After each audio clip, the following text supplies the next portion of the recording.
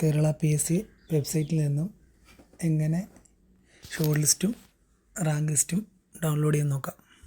അതിന് ആദ്യം Kerala PSC official വെബ്സൈറ്റിൽ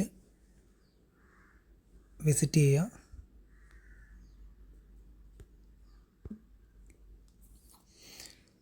ഈ വരുന്ന സൈറ്റിൽ നിന്നും ഇപ്പോൾ ഷോർട്ട് ലിസ്റ്റാണ് വേണ്ടതെങ്കിൽ ഷോർട്ട് ലിസ്റ്റ് ഇവിടെ ഉണ്ട്. അതുപോലെ റാങ്ക് ലിസ്റ്റ് ആണെങ്കിൽ റാങ്ക് ലിസ്റ്റ്.